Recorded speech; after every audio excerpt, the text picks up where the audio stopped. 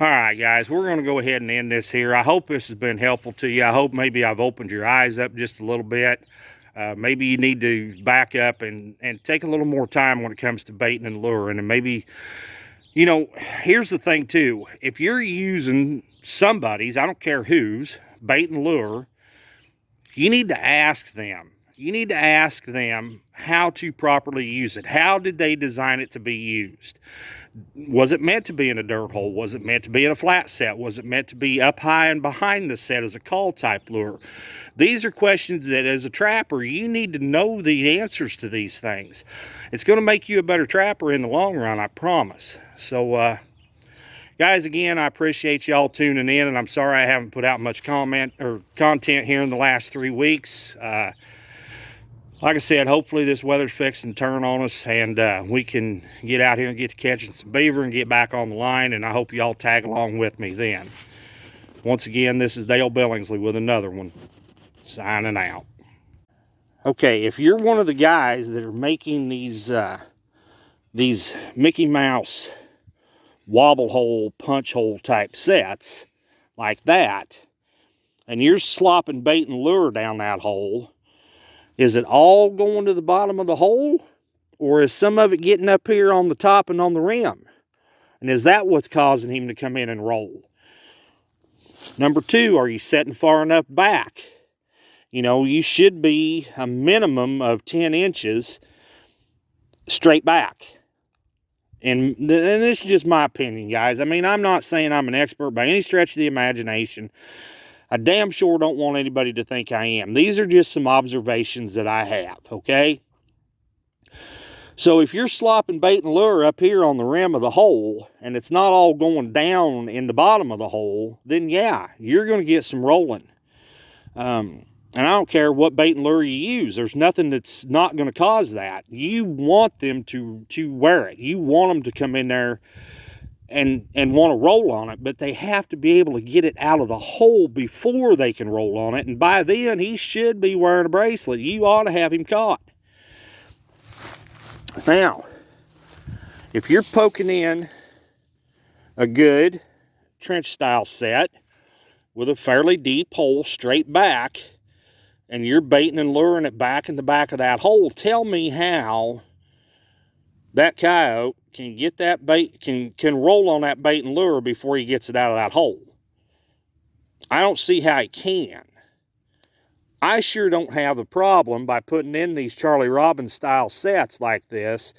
I don't have a problem with them digging or with them rolling on it. I don't have a problem with tracks on a pattern. I mean, once in a while you'll get one that'll stay back here and not commit.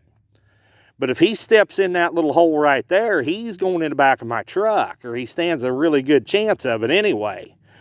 Now, if he stays back here, then yeah, no, it's not going to happen because there's no trap back here. But he has to get that lure and bait out of that hole before he can ever roll on it. And here's another scenario I'll throw at y'all, just because. Okay, 2 miles from where we're at right now, let's say there's a 1,200-pound dead cow over there. And the coyotes have been over there feeding on it. And now he's coming by your sets. And now all of a sudden, a half an ounce of lure is too much and he's going to roll on it? No, I don't buy that. I don't buy it at all. I do buy the fact, though, that, you know, maybe you're getting a little sloppy in your luring and baiting procedure. Maybe you need to back up, take a little more time, actually put the bait and lure on something like sheep wool, cotton ball. You know, Josh Phoenix, famous fox trapper in Pennsylvania, before he passed away, told an old ex-partner of mine that he put his lure on ash buttons. He would cut little buttons out of ash limbs and dry them through the summer, and then he would put his lure on that and put it down the dirt hole. Now, that makes perfect sense because, number one, that dry wood is going to soak up all the oils and everything that's in that lure. Number two, that fox is going to have one heck of a time digging that out of that dirt hole. So once he gets it popped up out of that dirt hole, then he can do whatever he wants with it. But by then, you should have him caught. Okay? These are just some things that you need to think about. Again, guys, I'm not an expert on the subject. I don't claim to be. I don't want anybody thinking that I am. These are just some observations that I've had. And I hope this has been helpful to some of you. All right, guys, so here's the first thing that I see. Not the first thing, but this is a lot of what I see. The trap is either thrown and laying just outside of the bed, or it's thrown and still laying like that in the bed. And the first thing guys ask is, okay, what did I do wrong? Well, it's not that you necessarily done anything wrong. It just didn't happen the way that it should have.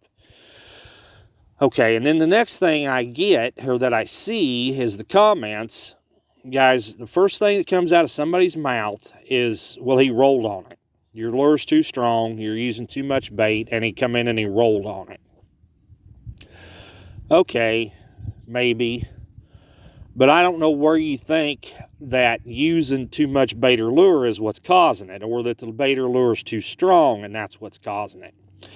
Could it possibly be your luring technique that's caused it?